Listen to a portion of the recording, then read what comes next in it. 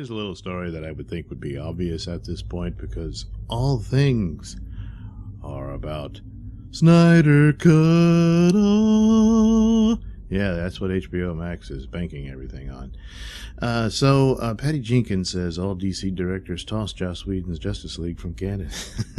And you can go to evidence of that in Aquaman. Now, most notably, Jason Momoa said he sees Aquaman as coming out of Zack Snyder's Justice League, not the Joss Whedon version.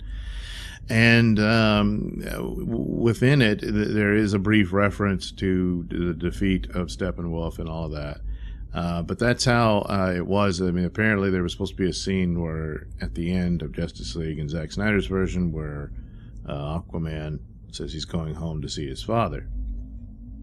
And, of course, we have him visiting with his father in the Aquaman film and all that. So, as that, he's the star and everything, and that's how he said he felt about it. But James Wan kept it very brief as to the references to Justice League, and at the time it was thinking, oh, they're going to move away and all this sort of stuff. But so far as going forward, a lot thought that the Zack Snyder cut would just be this separate thing that they would release, and fans could enjoy it and all that. But going forward with the DCU and whatever form it takes, the Snyder cut would be seen as an alternate universe take or what have you, and the Justice League film would be I guess the prime version.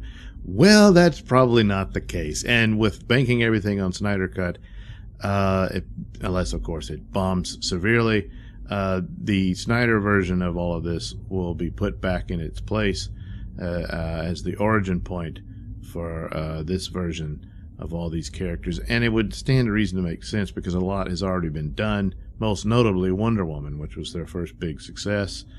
And her movie fits way more in with Batman versus Superman and all that than anything else. And so Patty does discuss this, that she says, all the other directors, so she doesn't name the names, but you have to consider yeah, we're just going to keep it in line with Zack Snyder's version.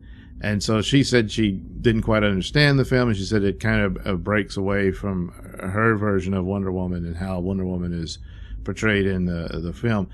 The way she is portrayed is that she has all these other powers, so I don't know what all that entails going forward. She can no longer fly, or I don't know.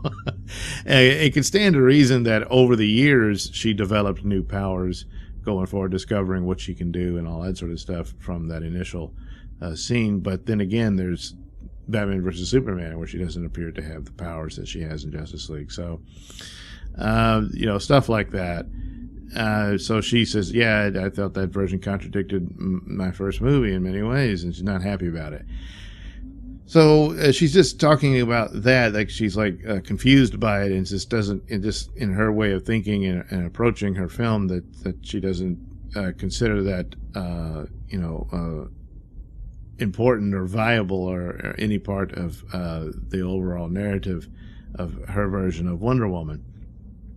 I don't know how this played out as she was working on Wonder Woman 1984, but and there's been considerable reshoots on that film. And keep in mind, it was supposed to have opened originally a year ago. Now, of course, the delays had been because of the lockdown, and now it'll open on Christmas. But still, it's probably a different film at this point than it originally was, and one wonders, did that have anything to do with it? Just don't know. I do seem to recall there were stories that Joss Whedon was, the stories about him being an a-hole, no doubt, are 100% true. And he's pretty much done at Warner Brothers as of now. And maybe overall, everybody is just beating up on the guy.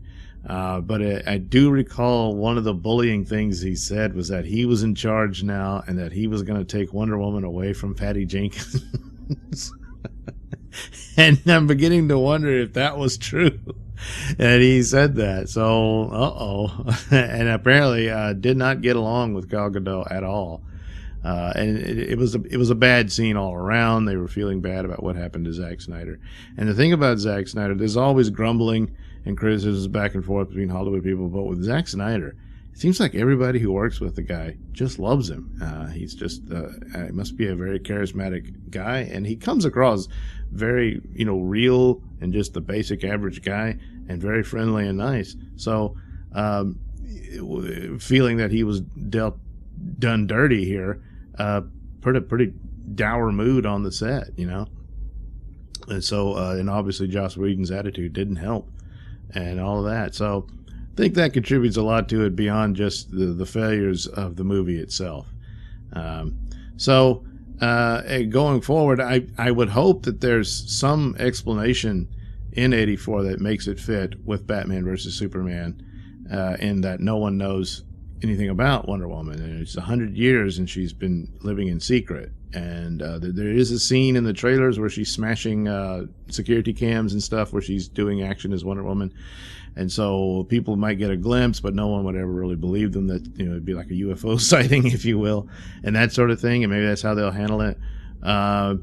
And also it could be that she gets yet another tragic ending, and it seems that she's going to have to give up Steve Trevor, even though she's managed through magic or what have you get him back. But at the end she may have to, I'm pretty sure she has to give him up, and that just crushes her again, breaks her heart. And that might explain her attitude as she is in Batman vs. Superman, and when she decides to once again suit up and go back into the fight. So could be as simple as that. But it's so much stuff thrown in, and development and work that Zack Snyder set up. He cast Gal Gadot and all that, and there seems to be a much better relationship between him and Patty than others, and all of that. And there's a lot of rumblings that she was very upset with how things were going for a while there, and certainly she did not want it to be released on a streaming service that early. But she got quite a payday. And also, I'm beginning to think they must have promised to greenlight her Amazon spinoff series and stuff like that. So, plus she's got a Star Wars film coming, but that's another company. But still, things are looking pretty good for Patty Jenkins. So that might be why she's suddenly on board with all of that. And maybe that's why the other directors for other films are upset. And there's even lawsuits and stuff over this, so it's kind of a mess. But at the same time, what could they have done, So, but anyway, so she goes on about all the other directors, and there was a little note in here. Let's see, I can never keep. Yeah, there it is. So this is bounding the comics opinion that hypothetically she means James Wan, James Gunn.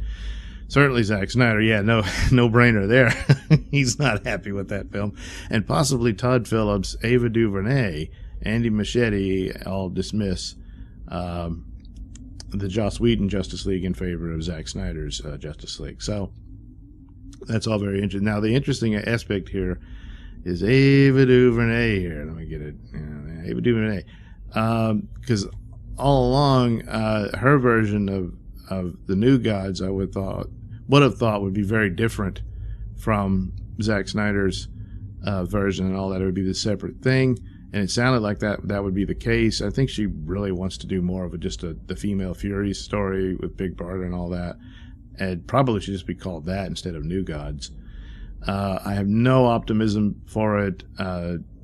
I think the woman has very bigoted views, and she seems to come out of the more political films and whatnot. And but in this era of virtue signaling hires, you can see that quite a bit. Certainly with Birds of Prey that happened, and so I think that's the deal here with New Gods.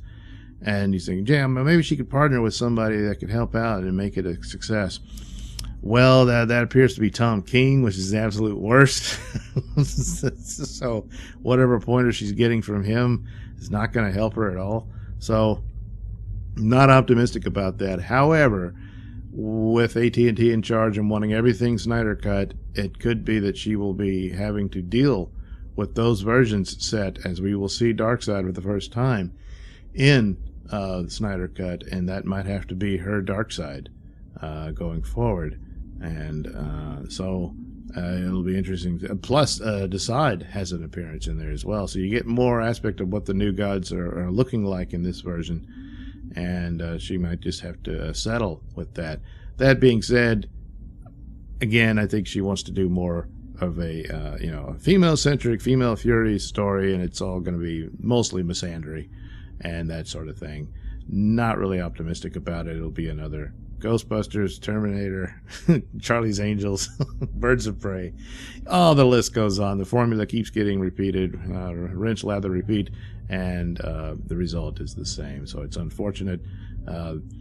New Gods could be a whole big Star Wars-like franchise unto itself, done right, but I'm not optimistic. For its sake, hopefully I'm completely wrong and she does this amazing job. It's just because I don't particularly like the woman doesn't mean she doesn't do well. If she does well, then I don't know, more power to her. But again, I've seen this pattern play out so many times now. Not optimistic about it, but it is interesting that I hadn't thought of that this might be the case, that all things are Snyder, and she may have to deal with certain templates and character positions that are established by Snyder's version of it. Don't know how that would work out, but it is somewhat interesting. So I think they just decided ignore everything that happened in that movie. And we'll see how that goes. Our first look at how things will be will, of course, be Wonder Woman 1984. I guess there's going to be a teaser at the end of it. We don't know what that is. Some people have seen it, apparently. I don't know if it's been spoiled already. I'm not looking for it. It's only a few days away, so maybe that has some sort of tie-in with what's coming and what their game plan is going forward with the DCEU. So anyway, I thought that was an interesting little story and felt like sharing it. Oh yeah. A link to the article will be in the description below. Anyway, thanks for watching. Oh, here comes my little in bit. Sorry, it already says thanks for watching. Anyway, see you again next time.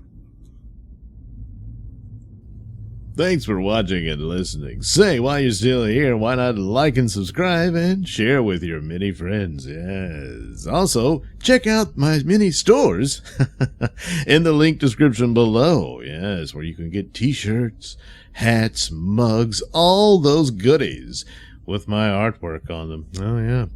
And head over to indieplanet.com and pick up a copy of my comic book, Night Night. Oh, yeah.